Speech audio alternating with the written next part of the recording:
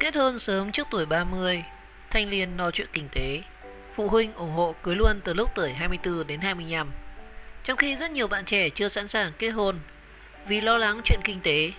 thì đối với những bậc phụ huynh thì dù không ép buộc nhưng đều mong muốn con cái sớm kết hôn, yên bề gia thất.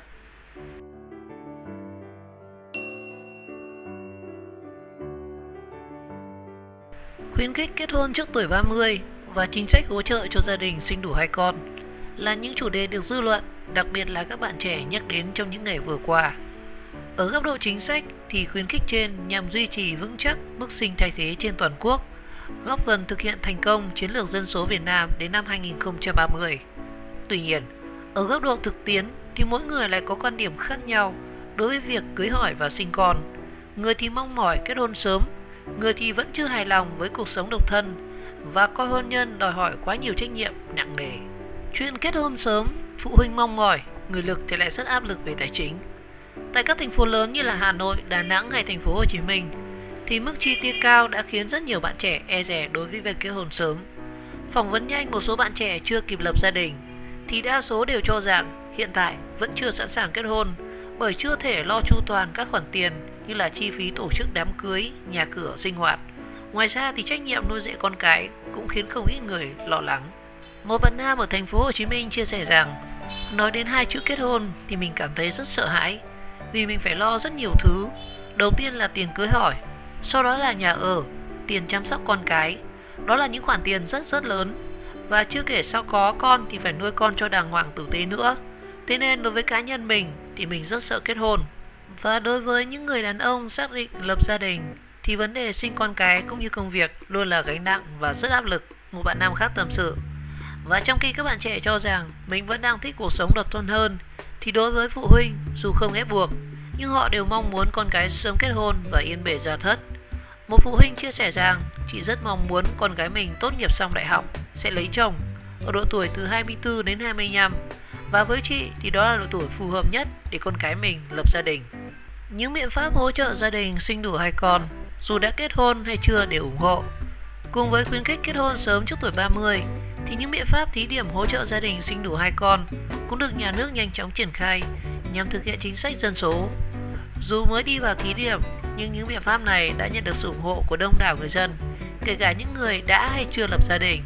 và đều cho biết rằng cảm thấy việc sinh đủ 2 con sẽ đỡ bớt áp lực hơn và đặc biệt là vấn đề kinh tế. Một nữ công nhân tại thành phố Hồ Chí Minh tâm sự rằng vì kinh tế không khá giả nên gia đình chị cân nhắc việc sinh bé thứ hai.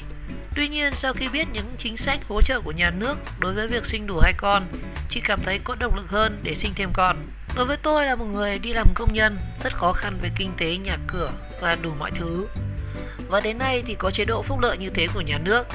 thì tôi nghĩ rằng sẽ rất tốt cho những người công nhân lao động như chính tôi. Hay như là một bạn trẻ chưa lập gia đình cũng chia sẻ rằng những biện pháp hỗ trợ của nhà nước sẽ giúp đỡ cho những gia đình trẻ về mặt kinh tế và tạo động lực cho mọi người thực hiện chính sách dân số quốc gia. Dự tính rằng mình sẽ sinh 2 bé nên khi nghe được chính sách của nhà nước thì mình cảm thấy khá là hợp lý và được nhà nước quan tâm hỗ trợ như vậy thì sẽ đỡ phần nào khó khăn về tài chính cho gia đình nhỏ của mình sau này.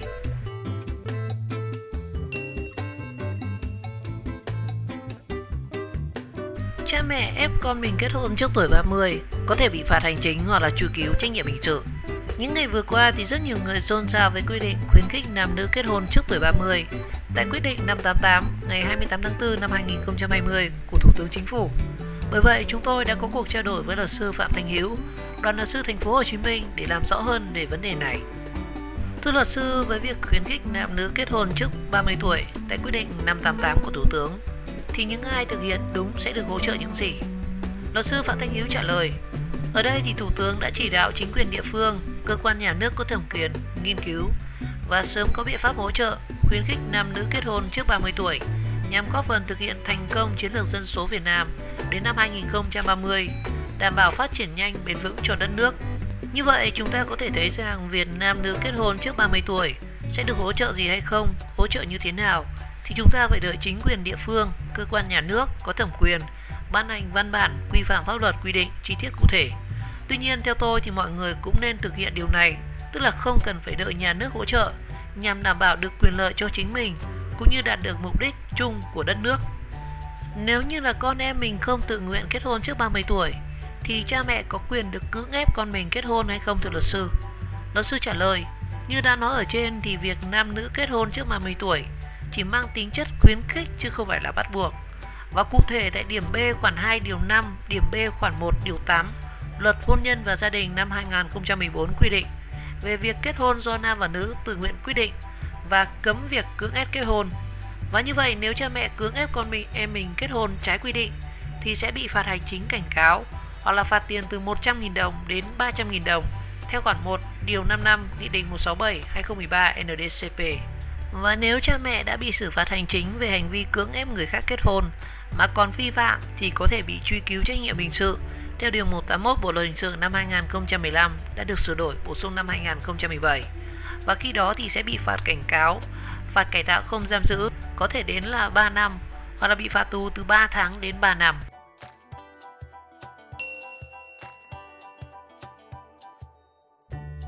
Khuyến khích nam nữ kết hôn trước 30 tuổi và không kết hôn muộn và sớm sinh con. Theo đó thì đối với các địa phương đã mức sinh thay thế và có mức sinh thấp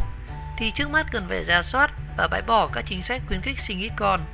và khuyến khích nam nữ kết hôn trước 30 tuổi và không kết hôn muộn và sớm sinh con, phụ nữ sinh con thứ hai trước 35 tuổi. Mới đây thì Thủ tướng Chính phủ Nguyễn Xuân Phúc đã ký quyết định số 588 QĐ-TT phê duyệt chương trình điều chỉnh mức sinh phù hợp với các vùng và đối tượng đến năm 2030. Và theo đó thì phấn đấu đến năm 2030 tăng 10% tổng tỷ suất sinh ở các tỉnh, thành phố có mức sinh thấp và bình quân mỗi phụ nữ trong độ tuổi sinh đẻ có dưới 2 con và giảm 10% tổng tỷ lệ xuất sinh ở các tỉnh, thành phố có mức sinh cao. Bình quân mỗi phụ nữ trong độ tuổi sinh đẻ sẽ có 2,2 con và duy trì kết quả ở những tỉnh, thành phố đã đạt ở mức sinh thay thế. Bình quân mỗi phụ nữ trong độ tuổi sinh đẻ có từ 2 đến 2,2 con. Và để đạt được những mục tiêu trên thì Thủ tướng Chính phủ yêu cầu cần tăng cường sự lãnh đạo của các cấp, ủy, chính quyền, tiếp tục quán triệt sâu sắc hơn nữa việc chuyển hướng công tác dân số tự tập trung vào việc giảm sinh sang duy trì mức sinh thay thế và thống nhất được nhận thức trong lãnh đạo và chỉ đạo cuộc vận động thực hiện mỗi gia đình cặp vợ chồng sinh đủ 2 con và nuôi dạy con tốt, xây dựng gia đình tiến bộ và hạnh phúc. Và đối với các địa phương có mức sinh cao thì tiếp tục áp dụng và nâng cao hiệu quả thực hiện các chính sách hỗ trợ, khuyến khích như là khuyến khích các cặp vợ chồng, gia đình, tập thể, cộng đồng không có người sinh con thứ 3 trở lên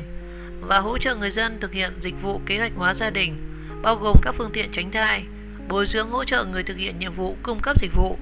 người vận động thực hiện kế hoạch hóa gia đình. Và tại quyết định này, Thủ tướng yêu cầu chính quyền địa phương đã đạt được mức sinh thay thế và có mức sinh thấp